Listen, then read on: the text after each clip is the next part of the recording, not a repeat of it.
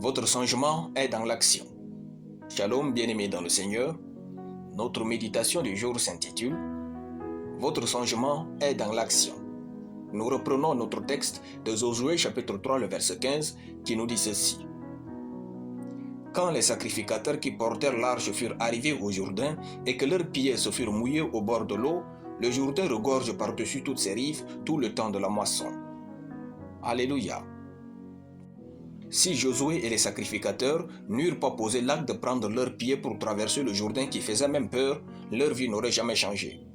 Ils auraient pu rester de l'autre côté du Jourdain et débattre sur le fait que Josué n'a plus le bâton de Moïse qui autrefois avait divisé la mer Rouge. Mais non, ils sont simplement passés à l'action. Les actions qui changent nos vies mettent fin aux débats inutiles.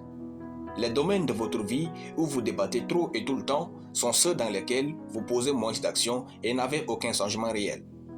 Un homme qui ne pose pas des actions massives et précises pour changer est un homme avec une vie expirée. Vos actions d'aujourd'hui ne doivent pas ressembler à celles d'hier, à moins qu'il s'agisse d'une discipline, c'est alors que votre vie change. Les grands changements de votre vie viendront dans vos grandes actions pour changer. Bien-aimés, nos limites sont une illusion. Si nous passons à l'action, elles disparaîtront. Pensez à ceci. Tant que les Israélites conduits par Josué et les sacrificateurs n'avaient pas mis pied dans l'eau, le Jourdain était leur limite. Rien ne pouvait leur démontrer que ce Jourdain va certainement se diviser. Ils n'avaient aucun diplôme dans la spécialité de diviser la mer. Ils n'avaient aucune compétence pour diviser la mer. En agissant seulement, le Jourdain s'est divisé tout seul. Ce n'est pas que vous avez des limites que vous êtes limité. Ce n'est pas que vous avez des faiblesses que vous êtes tout faible.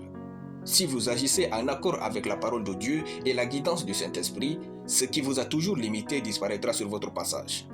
Vos limites d'aujourd'hui sont une illusion. Vous pouvez avancer plus loin que vos yeux.